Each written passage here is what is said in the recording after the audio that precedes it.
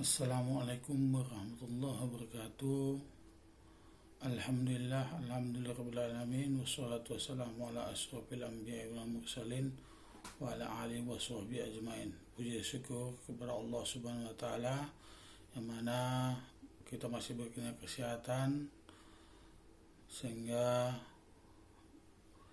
kita hari ini bisa melakukan presentasi tugas pedagogi olahraga. Salat dan bersalam tak lupa kita sampaikan kepada junjungan kita Nabi besar Muhammad SAW dengan mengucapkan Allahumma sholli ala Muhammad. Baiklah, yang kami hormati Bapak dosen pengampu, yaitu Profesor Dr. Syahrial Baktiar MPD dan Bapak Dr. Damrah MPD sebagai pembimbing mata kuliah pedagogi olahraga. Baiklah, di sini kami akan mempresentasikan video pembelajaran sebagai tugas untuk mata kuliah pedagogi olahraga, yang mana judul makalah yang kami presentasikan ialah karakteristik guru aktif dan siswa belajar dilihat dari sudut pedagogi.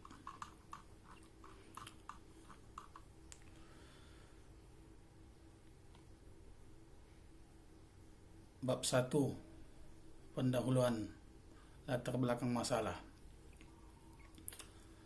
Kompetensi dasar harus dimiliki guru profesional. Apakah Anda ingin menjadi pendidik dan seorang guru? Secara sederhana dapat diungkap bahwa guru adalah yang mampu menjalankan fungsi tugasnya menurut kriteria tertentu yang ditetapkan oleh pemerintah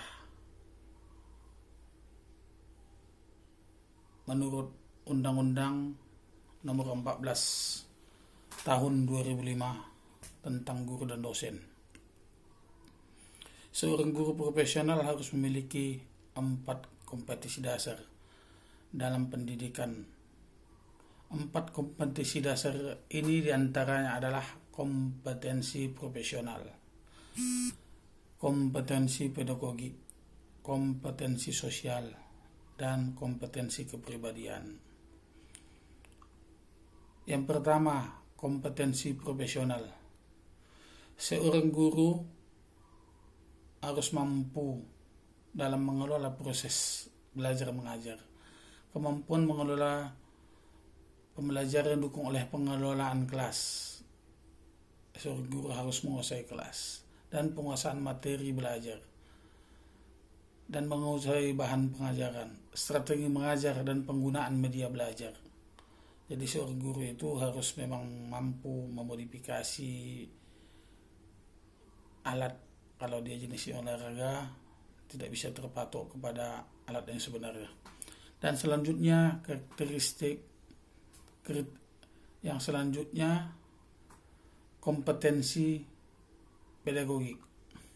Kompetensi pedagogik berkaitan erat dengan kemampuan guru dalam memahami proses, karena pedagogi ini suatu model pembelajaran. Pembelajaran yang berlangsung di ruang kelas bersifat dinamis.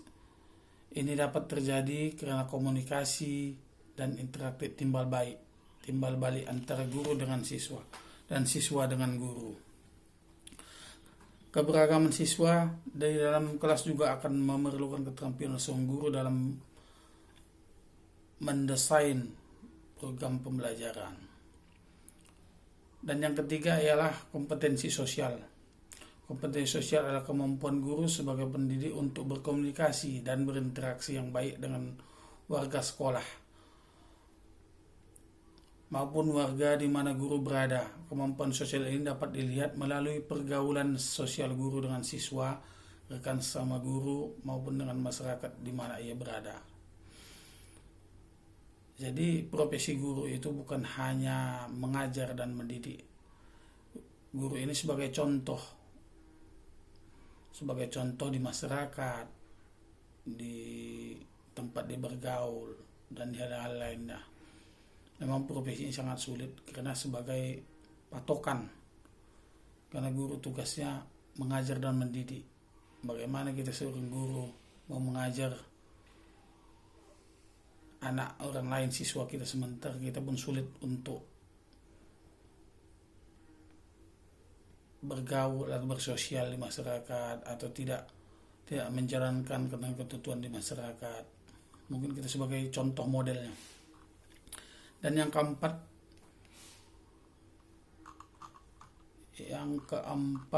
ialah kompetensi kepribadian. Dalam menjalankan tugas dan fungsinya, seorang guru harus menunjukkan sikap dan kepribadian yang baik. Guru yang patut ditiru merupakan filosofi yang menunjukkan kemampuan kepribadiannya. Ditiru karena guru diyakini mempunyai ilmu yang bermanfaat bagi kelangsungan hidup siswanya. Seorang guru ditiru karena pada diri guru terdapat sikap dan pribadi yang baik. Oleh sebab itu, berdasarkan 4 kriteria yang di atas, haruslah ada diri seorang guru ataupun pendidik karena adanya keterkaitan satu sama lain. Dan 4 aspek yang dituangkan dalam Undang-Undang Nomor 14 Tahun 2005. Akan tetapi, terkadang dalam pelaksanaan yang penuh lihat di lapangan, sebagian permasalahan yaitu tentang kendala seorang guru memberikan suasana kegiatan belajar mengajar dikarenakan kurangnya respon peserta didik terhadap materi ajar yang diberikan.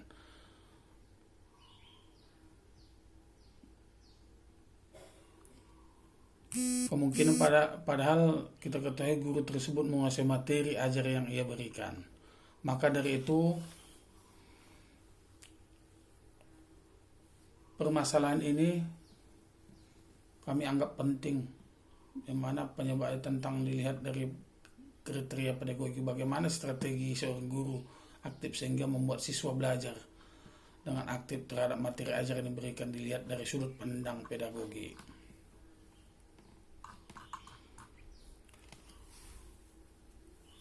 Jadi pembahasannya ialah, yang pertama, apa itu sebenarnya tugas guru? Guru ialah mengarahkan dan membimbing para murid agar semakin meningkat pengetahuannya, semakin mahir keterampilannya, dan semakin terbina dan perkembangannya, dan berkembang potensinya. Dalam hubungan ini, ada sebagian ahli yang mengatakan bahwa guru yang baik adalah guru yang mampu melaksanakan inspiring teaching, yaitu guru yang melalui kegiatan mengajarnya maupun mengilhami murid-muridnya melalui kegiatan mengajar yang dilakukannya. Seorang guru mampu mendorong para siswa agar mampu mengemukakan gagasan-gagasan yang besar dari muridnya, yang dikatakan oleh Mukhtar Bukhari. Selanjutnya, tugas pokok seorang guru pula dibagi menjadi 2, yaitu mendidik dan mengajar. Mendidik ternyata tidak semudah mengajar. Untuk dapat benar-benar mendidik, seorang guru tidak cukup hanya dengan menguasai bahan pelajaran yang akan diajarkannya, tetapi ia juga harus tahu nilai-nilai apa yang dapat disentuh oleh materi pelajaran yang akan diberikan kepada siswanya.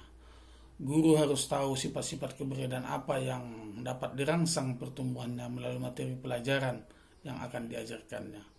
Dengan kata lain,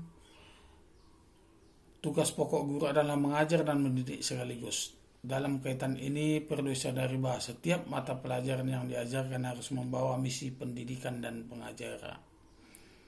Unsur pendidikannya adalah membina dan menempa karakter anak didik agar berjiwa jujur, bekerja secara cermat, teliti, dan sistematik. Karakter itu selanjutnya diterapkan dalam praktek kehidupan lainnya.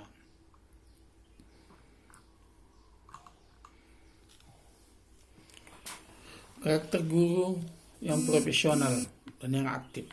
Kata profesi masuk ke dalam kosakata bahasa Indonesia. Melalui bahasa Inggris profession atau bahasa Belanda profis. Kedua bahasa Barat profesio berarti pengakuan atau pernyataan. Kata kerja untuk tindak untuk tindak mengakui atau tindak menyatakan ialah sebagai seorang guru harus pula memiliki sifat sebagai berikut. Guru yang aktif harus memiliki beberapa sifat sebagai berikut. Yang pertama, guru harus senantiasa menyayangi murid-muridnya.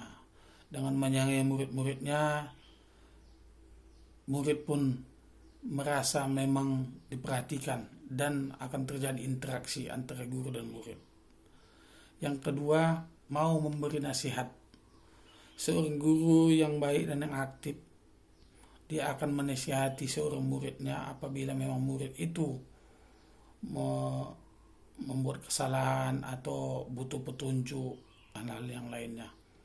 Selalu berinteraksi terhadap murid. Karena siswa itu bukan dianggap seperti murid aja, tapi melebihi itu seperti anak sendiri dalam mengajar dan mendidik. Dan yang ketiga, seorang guru itu harus mempunyai niat dan ikhtiar dalam hatinya. Bahasanya profesi itu bertujuan ibadah dalam mengajar. Segala ilmu yang diberikannya adalah suatu ibadah untuk dirinya. Di samping itu ilmu-ilmu yang baik dan bermanfaat bagi murid-muridnya. Dan yang keempat, guru yang baik itu ialah lemah lembut. Lemah lembut dalam arti kata bukan semua dibiarkan. Lemah lembut terhadap penyampaian materi, bagaimana pendekatan terhadap anak siswanya. Tetapi tetap harus tegas dalam sesuatu hal apabila ada kondisi-kondisi yang diperlukan. Yang kelima, tidak merendahkan pelajaran lain. Seorang guru yang baik dan aktif itu tidak akan menjelek-jelekkan pelajaran lain. Dia hanya memikirkan, mengutamakan pelajarannya bagaimana supaya siswa memahami pelajarannya dan menerima pelajaran yang diberikannya supaya ada feedback, hubungan timbal balik antara materi yang diberikan terhadap anak, bagaimana menanya kalau belum paham. Dan yang keenam, menyesuaikan dengan kemampuan muridnya. Seorang guru harus menyesuaikan materi ajarnya terhadap kemampuan anak. Seumpama kalau dalam olahraga, anak yang memiliki postur yang lebih besar, kalau kita materi lompat tinggi, harus disesuaikan, bukan harus disamaratakan dengan teman yang lain yang posisi badannya ideal atau yang cukup baik untuk postur lompat tinggi. Jadi seorang guru menyesuaikan, yaitu merendahkan capaian lompatan supaya anak itu merasa sama-sama melakukan materi ini. Dan yang ketujuh, mengamalkan ilmu yang diajarkannya. Seorang guru itu harus memberikan ilmu apa yang pelajarinya kepada siswanya agar siswa mengetahui lebih jelas materi pelajaran yang diberikannya. Yang kedelapan, mendorong para murid agar berpikir. Seorang guru juga harus merangsang anak-anak untuk rangsang pikirannya, memberikan materi dengan mencoba mengajak anak berpikir, berimajinasi, bereksperimen supaya pemikiran anak berkembang untuk mengetahui dan timbul penasarannya untuk lebih menggali lebih dalam mata pelajaran yang kita berikan. Yang sembilan, mengajarkan ilmu dimulai dari yang rendah. Ini salah satu strategi guru bagaimana untuk menyelesaikan materi. Materi itu ada beberapa tahap untuk kesuksesan guru, pencapaian guru untuk menyelesaikan materi sehingga anak mampu menerima materi ajar yang diberikan guru. Yang pertama, kita harus memulai sesuatu itu mulai dari rendah atau yang mudah. Kalau seumpama dengan kalau keterampilan olahraga, mata pelajaran olahraga, Seumpama nomor lari, kita harus dulu pertama dengan jarak yang pendek, dengan jarak pendek, dengan kecepatan yang masih ringan, yang sedang. Dan selanjutnya kita mulai kepada yang mulai sedang, materi atau perlakuan yang mulai sedang. Dan setelah akhir itu baru nanti yang kondisi sulit, materi yang sulit atau yang sebenarnya. Dan yang 10, bersikap adil terhadap semua murid. Kita harus memang bersikap adil terhadap anak didik kita, karena kita mengajar dan mendidik itu harus merasakan seperti orang tua mendidik anak-anaknya, supaya tidak ada kecemburuan antara siswa satu dan yang lainnya. Kita harus memang tidak ada dendam, tidak ada hal yang lain, memang betul-betul orang tua ke anak. Dan mudah-mudahan ini tercapai dengan strategi ini yang disampaikan oleh Mahmud Yunus tahun 1994. Demikianlah video penyampaian kami tentang materi bagaimana karakter guru yang aktif dan baik dan siswa terhadap belajar dilihat dari sudut pandang pedagogi. Lebih dan kurang mohon maaf atas video yang kami sampaikan. Mana kesalahan itu ya kurang kesempurnaan kami. Yang kesalahan itu datangnya dari kami dan kebenaran itu baik datang dari Allah Subhanahu wa taala. Wabillahi taufiq wal hidayah. Wassalamualaikum warahmatullahi wabarakatuh.